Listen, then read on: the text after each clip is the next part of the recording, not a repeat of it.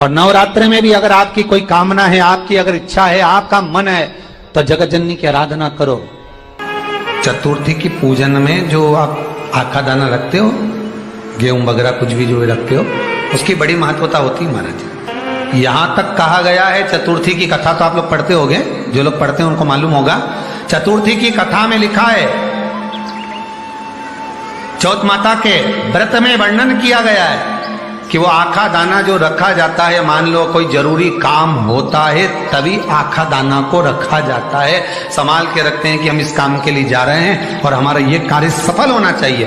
तो जिसने चतुर्थी का व्रत करा है, जिसने चंद्रदेव का पूजन करा, चतुर्थी का व्रत करा, वो गणेश जी से विनती करके वहां से 2-4 आखा दाना उठा ले, और जो व्यक्ति का काम अटक रहा है अपने ही घर का, पर दूसरे कुल को नहीं देना, अपने ही कुल के अंतर्गत जो काम अटक रहा है उसकी जेब में, उसके पल्लू में उस चीज को रख दिया जाए।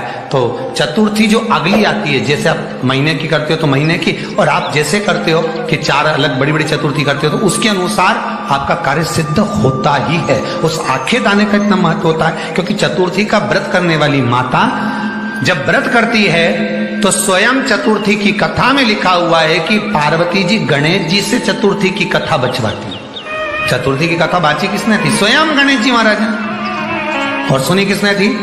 माता पार्वती। बाचने वाले गणेश जी थे, सुनने वाली माता पार्वती थी। तो चतुर्थी की कथा जब होती है तो उसको स्वयं गणेश जी बाच रहे हैं।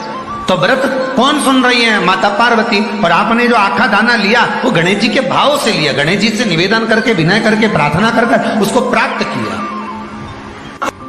जितने आस्था चैनल पर कथा सुन रहे हो, जितने फेसबुक और यूट्यूब पर सुन रहे हो, और जितने इस छत्तीसगढ़ की पावन धरा पर बैठकर सुन रहे हो, बहुत सावधानी से सुनना।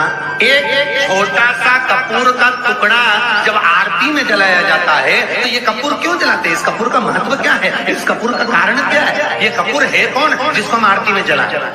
क्या जरूरत इस कपूर को आरती में जलाने की? क्या जरूरत इसको यज्ञशाला में जलाने की? क्या जरूरत है इस कपूर को पूजन में जलाने की? स्वयं गुरु बाबा कहते हैं, यदि कोई आरती में, पूजन में, घर में एक कपूर का टुकड़ा आरती के बाद में जब समर्पित करेगा तो उसको अश्वमेध यज्ञ का पुण्य प्राप्त हो जाएगा। अश्वमेध यज्ञ के पुण्य को पाने के लिए कपूर का टुकड़ा आज भी आरती में जलाया जाए।